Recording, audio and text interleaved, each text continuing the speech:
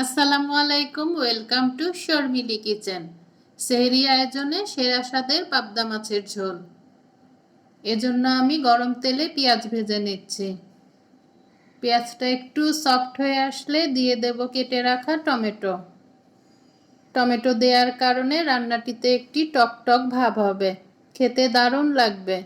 কারণ সেহরির সময় কিন্তু আমাদের ভাত খেতে মোটেও ভালো লাগে না, একটু টকটক তরকারি হলে খেতে ভালো লাগে।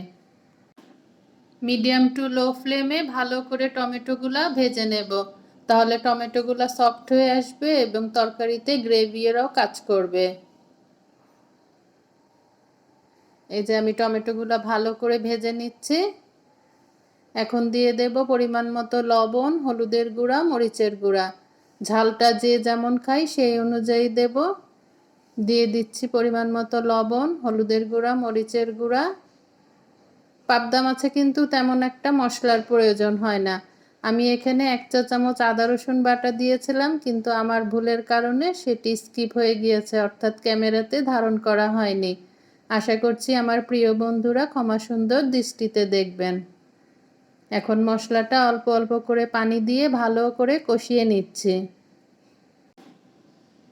মাছ দেওয়ার আগেই আমরা মশলাটা খুব ভালো করে কষিয়ে নেব, কারণ পাবদা মাছ রান্না হতে বেশি সময় লাগে না। মশলাটা যদি আমরা আগেই ভালোভাবে কষিয়ে নেই তাহলে রান্নাটা সুস্বাদু হবে। এই যে ভালোভাবে টমেটোর সাথে পেঁয়াজ মশলাটা কষিয়ে নিচ্ছি। আমি পাবদা মাছ ভালো করে কেটে ধুয়ে পরিষ্কার করে খুবই সামান্য পরিমাণ লবণ এবং হলুদের গুঁড়া মেখে রেখেছি। এতে করে রান্নার শেষ পর্যন্ত মাছগুলো ভেঙে যাবে না। এই যে এখানে আমি পাবদা মাছ কেটে ধুয়ে সামান্য পরিমাণ লবণ আর হলুদের গুঁড়া মেখে রেখেছিলাম। এখন ঢেকে মশলাটা ভালো করে কষিয়ে নিচ্ছি। এই যে আমার মশলাটা ভালোভাবে কষিয়ে নেওয়া হয়ে গিয়েছে। এখন আমরা দিয়ে দেব পাবদা মাছগুলো।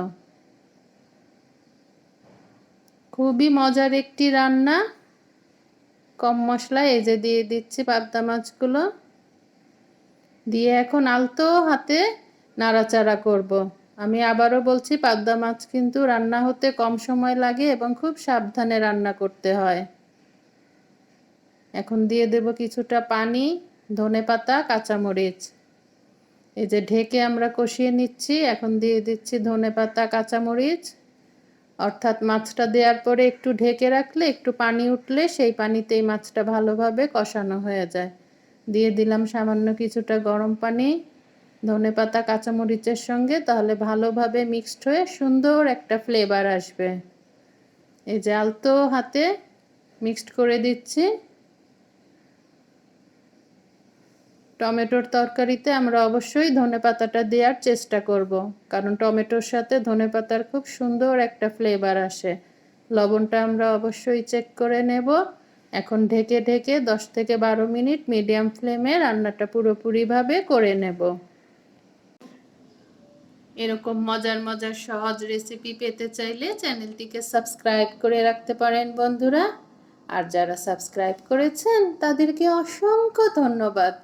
ভিডিওটি ভালো লাগলে প্লিজ বন্ধুরা ছোট্ট একটি লাইক দিয়ে দেবেন।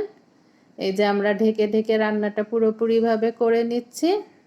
আমার রান্নাটা প্রায় হয়ে এসেছে, আরও 4 থেকে 5 মিনিট আমরা মিডিয়াম ফ্লেমে দমে রাখবো, তাহলে রান্নায় সুন্দর একটা কালার আসবে এবং মাছগুলো পুরোপুরিভাবে রান্না হয়ে যাবে। এই যে আমার রান্নাটা প্রায় হয়ে এসেছে। আমি একটু ঝোল ঝোল রাখছি, যেহেতু আমরা সেহরির সময় আবার গরম করব। আজ আসি, আবারও চলে আসবো এরকম নতুন কোনো মজার রেসিপি নিয়ে। আপনারা সবাই ভালো থাকুন, সুস্থ থাকুন। আল্লাহ হাফেজ। আসসালামু আলাইকুম।